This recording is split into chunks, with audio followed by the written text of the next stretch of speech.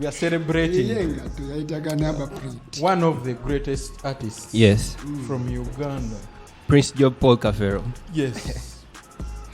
This week was his 15th For the time he passed, yeah.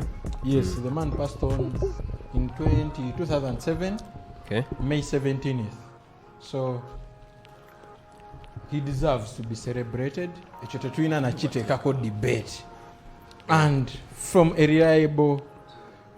being I'm a man from Kisoga, so he was my neighbor. That's what I can say. And according to people that reside from his exact ancestral home, that is Nkokonjeru Masaba. There was a huge celebration. Yes, a huge celebration. For the whole day, it was like a public holiday. At his home area? Yes. Okay. Though no social media bichi tewali chetwalabye. By the way, never did neighbors. Yes, but I was told Nkokonjeru was on fire. That day. May 17th, it was on fire. Me, Kafero, you guys, before we started this, I told you, yes, he's our Ugandan MJ, and you guys laughed. Yeah, but man, looking at your statement, man, that you can come in and somebody sing for 14 minutes, that nigga is legendary. Let me tell you, it's legendary. Besides me, okay, I'm not good at. For when it comes to melodies, maybe there are people that are better than him in this country. But me, I regard him as the greatest composer Uganda has ever had. Kafero, I think he started around 1990, 1994, around that time. The guy, 94? Yes, around that. It was earlier than that. He died in 1994. No, not dying. Started. I think he started late in the 80s. To sing music? Yes. I thought you did that around 89, somewhere there. Yeah, but I'm talking about his breakthrough. Yeah, it you're was right. around that time. Yeah, you're right. And We Are Feed, I think the guy had how many songs, I don't know. Very many. But what many people forget, that guy died at the age of like 36. Yeah, he was too young. Yes, the man was too young. So that man became an household name at around the age of 18. Yeah, that's why people think he was very old, because they actually thought he was very old for a long time. Even though the man, even the type of music, emulated, to be revered as a guy but alive now, would be still young. Kafero died at 36. 36. Yes, he died at the age of 36. So, and 36 Africa over Ejadala. Because abantu bedda. For sure, bali teba. No, yes, techali common like the way you see nowadays. And oyo guy okumanya why I called him the greatest composer of all time. Walumbe Zaya, one of his mega hits. That guy yaluandika, he didn't repeat any word. In Walumbe Zaya. Yes. Wow. Sampling eyo. So it was a 15-minute song. My God. You're not repeating a word. And that song, Rwamuwangulira, I don't know, I confuse the songs. What was Rwamuwangulira, what they call Golden Boy of Africa? The Egyptian from Egypt. Then Rwamuwangulira Palm Award. I think it was 2003. But sonyo olumu to be confusing. Twali ba baby. So oluyimba twala nti lwanaku. It was a hit song. I'm listening to it right now, even it was, yes. Yes. It's still a hit song. anti kati abamu tebayinza bitegeera kati nga wembadde njogera nti omwana yawangula pamawali in fact teri wogera n'owakuddewo omuntu notalusanga man oba wa Museveni oluyimba balukuba koma nino kyole okubeera wasula wakyegendeza ekyo buli wakuba omuntu oluyimba ndigala kuyimba Francis toyimba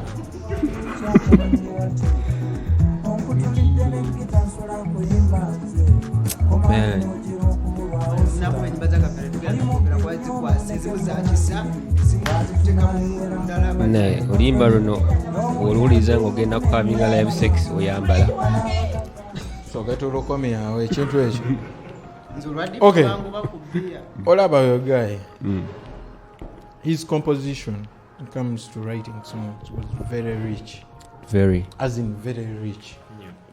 So katono me okay, we are celebrating his legacy, but somehow it got me thinking, and I think coincidentally one person I know, one of the good writers in the country, posted something. That is Nishenry. He posted the songs zawandikidde our Ugandan artists. Yakora breakthrough I think around 2010, 2009 around that time. Nakola yes, Samali Matov Oshege natulaga a line-up of over 30 hits zawandise. So ekyanzijidde mutwe is I think Ugandan writers are one of the unsung heroes in the music industry. I think these guys deserve more flowers. Yeah, they don't get their flowers. Yes, they don't get their flowers. Because even though someone I'm mentioning Zemuluyimba, people tend, I think, it is what I can call selective deafness. Oshege, tibabalaba ho, that's the word I can use. Inti, those guys are a big pillar in industry yafe eno gyolaba that nenebuuza lwaki but writers in the music industry don't get the flowers they deserve. Okay. Why do we only appreciate the artist and we forget ochegera fe gwe oli mukuwaana mmere gy'olidde at a certain restaurant naye gwe n'owaana the place ne weerabira bachefu abali eyo botakola ki botasiima. I think bano bagayi I don't know how they can be helped, but I think simanyi if I think they should put a law or something. Yeah, about that's what I was going to tell you. That if I write for you a song, it'll becoming a hit. It doesn't have to have a hit. No. It doesn't have to be a hit. Sebo nyinza okuwandiikira naawe ne nkuwandiikira obuugi ne butayitamu. Naye kasa nkuwandiikira ekintu that you can even you use that song and you hold a concert. I deserve that someone deserves a percentage. Yeah. I think by no chiteka mateka. I think that is only in Uganda where we don't really give our songwriters a lot of attention, and don't give them their flowers. But the thing is, first of all, I don't know, but I could say some Ugandan musicians selfish, or so to say. Bo benyini abagula those songs from the songwriters, they don't give most of them don't give credit, either in the song themselves or even when they are talking about during interviews. Yeah, during interviews, they can't say, "Oh, this song was written by so and so. This song was written," even on their YouTube channels, because you don't see them crediting them appropriately anywhere. Yeah. And that's why sometimes we don't even know that this person wrote this very big, very good song, right? Another thing is about the songwriter is not benefiting quite a lot. I think that is also a Ugandan thing, because in other countries, songwriters get royalties like on almost every, even if they corrected a line or in someone's lyrics, they're given writer credit. They are given songwriter credits, and they get royalties. You know, whenever that song, you know, is played somewhere, or it's downloaded, or it is used in a movie, or you know, anywhere. To chip in just a little, yes. I was listening to some time back. I was listening to it's called who? I'm forgetting. No. Can't be you. Sasira Emito, who is that guy? Maddox. Maddox. He said when he was in Sweden, because their copyright works. When you're in Sweden, after you doing your song, you submit it to a certain organization. Yes. So they ask you to present the names of each and every person that contributed to that song. Yes. So that whenever your song is played, that person benefits. Yeah. And that thing, that list consists a lot of people, from producers, songwriters, sound engineers, the people that mixed and mastered your audio, the people that engineered it to sound it as good as it sounds, you know, on radio or TV. The people that checked the quality, the people that, like, everyone that was involved in the process of making that song. So I want to chip in into that. So I feel like to blame Abayimbi into they're selfish and all that is not their responsibility. It's the responsibility of the so-called woomers. Yeah. What? Wooma. Uganda music. Okay. Associations such as Wooma. But it has just come to exist. Okay. What I'm saying, my point is legislation. Okay. Because if government understood that, Ugandan government understood that art is an integral part of society, in which they can make actually a lot of money, they would put up stringent measures to make sure that there's a royalty system. Okumanya nti omuntu wawandika oluyimba alufunako paka lwafa. Okitegeera oba paka lwafa even when when they're gone. Yes, because we are seeing Michael Jackson. For example, Michael Jackson's which album? Is it Thriller? Is still on the top, I think 100 Billboard in America, still charting up to now. The guy food, I think, is still getting how many years? A lot of years. Yes. So what I'm saying is that but it's our government that has to come up and do what, and make laws in the art industry that benefit both the government. Government royalties. For example, in America, basic songwriters bafuna royalties of $0.09 every time in terms of royalties kusinza ku nyimba z'abawandise. Ogagwe bayita Don Wilson per production. Ogagwe bayita Don Wilson yawandika oluyimba called Someone Like You for Adele in 2012, but he made $882,700 right in one song in terms of royalties. So it goes ahead to tell you it's just about the government itself.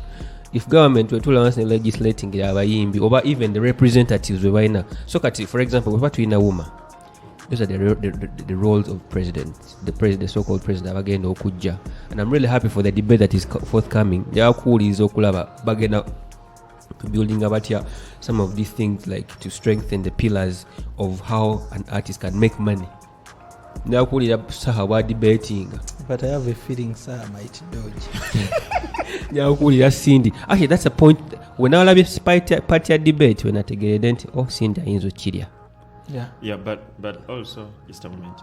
But also another thing we should highlight is what is the contract between the artist and the songwriter? Like, how does it look like? Now it has to go back to legislation. But does the songwriter really call for royalty? Like, once I write the song, you give me my 5M, we are done. That's how it is done in Uganda. It's not supposed to be like so, that. So, do they, the songwriters, do they also put that into consideration that, okay, you've given me the down payment of 5M for writing for you a song, but after the song has gone, after it becomes the number one, on African charts, after being used somewhere by Disney, do I keep as a getting, songwriter? Yeah, as a songwriter, do I still get something out of that song, or zilizowampa ziba like mbana gwayo?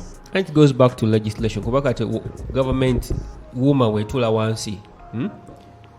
Because as a president of WUMA, we know kumanya how or what was a benchmarking. For example, benchmarking in the sense that okay, not only insane that was each color, yeah. Then you come back here and then localize it. So you set down structures on how abayimbi ebasobola okufuna mu royalty system, copyright. Then you table the motion in Parliament if at all you have that kind of arrangement.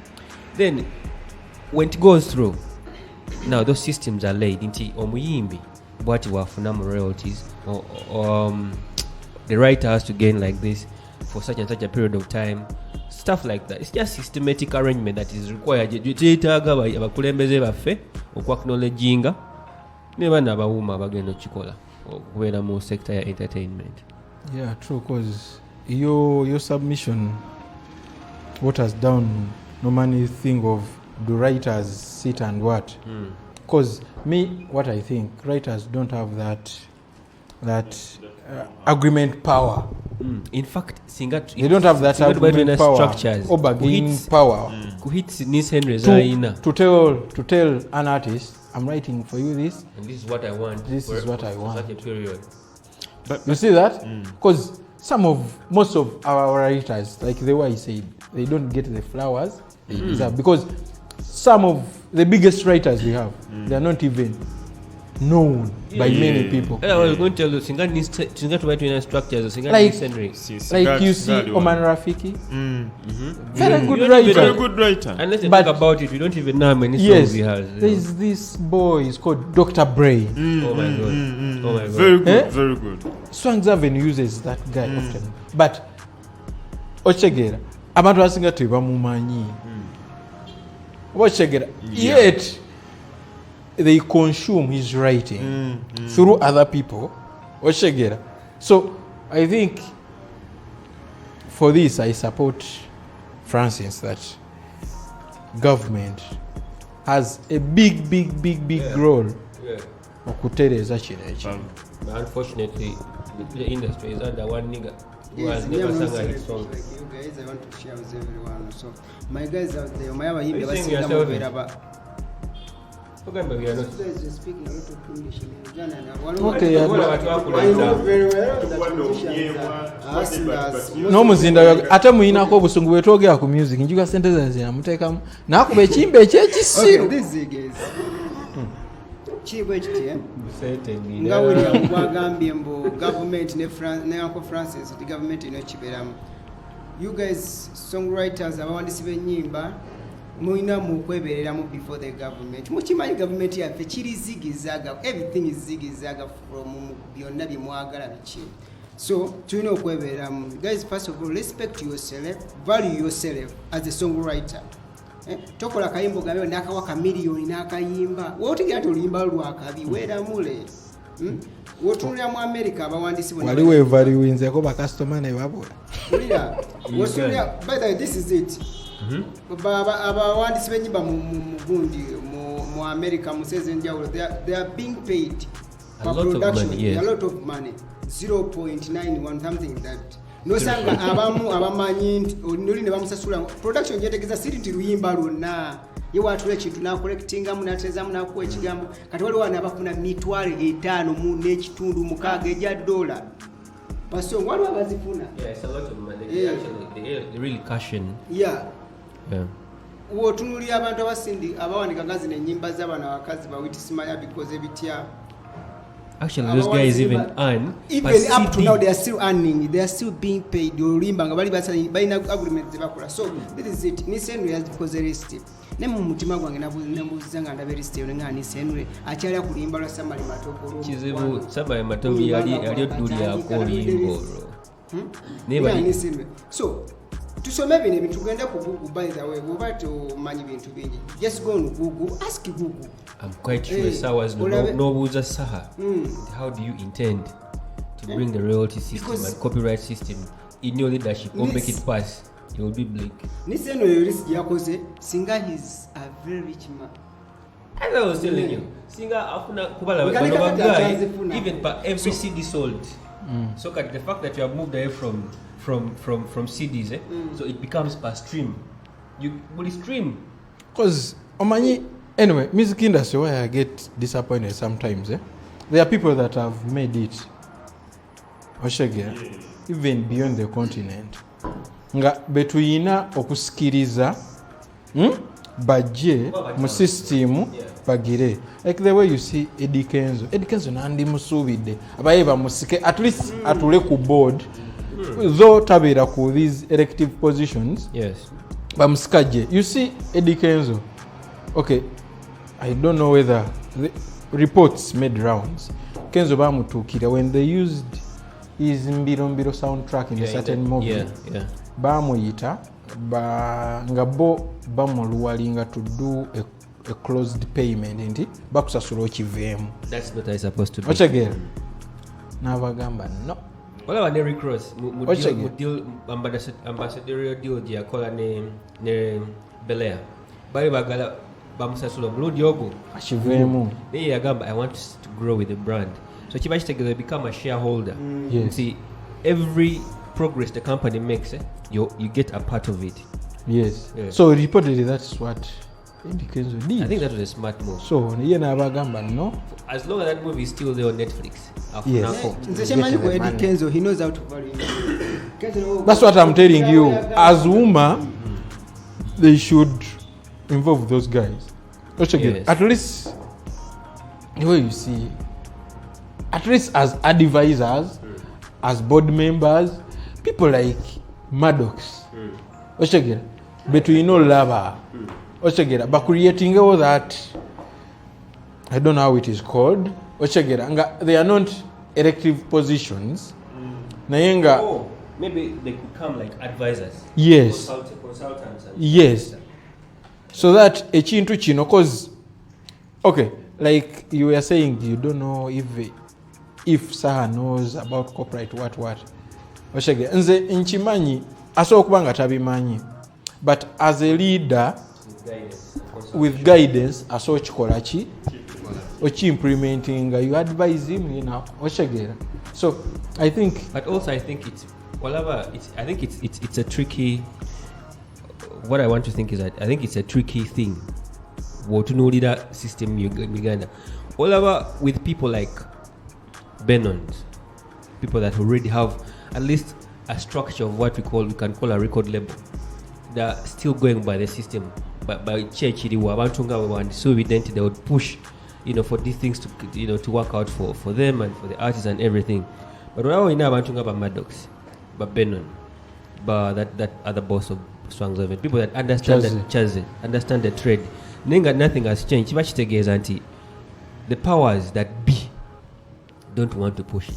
How William watched to the rest of us?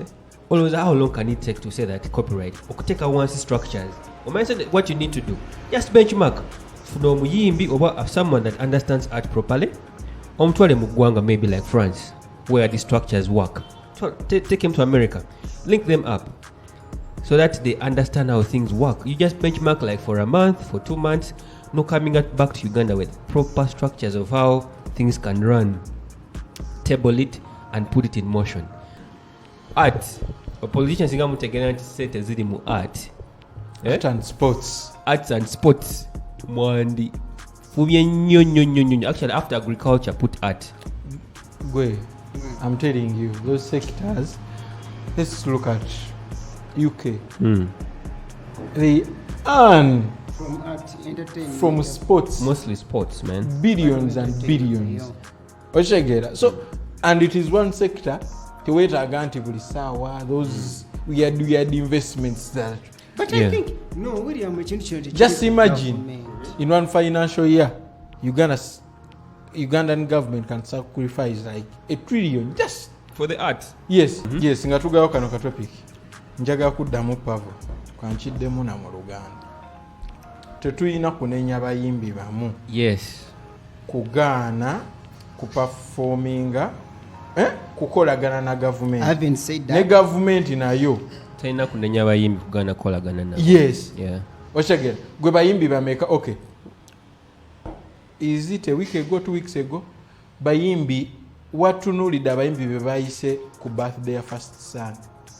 Goes about how do they feel? Ochagera ne government tayina tandika wala na bayimbi because they don't support them. Yes, it's two way. Politics bwagwa ne government ekomye politics. No, ne government ekomye politics. Ochagera we work. Ate government nayo kyeyina okwejjamu. Tokolagana nange to promote your own agenda. Kolagana nange for the good of the industry. Business.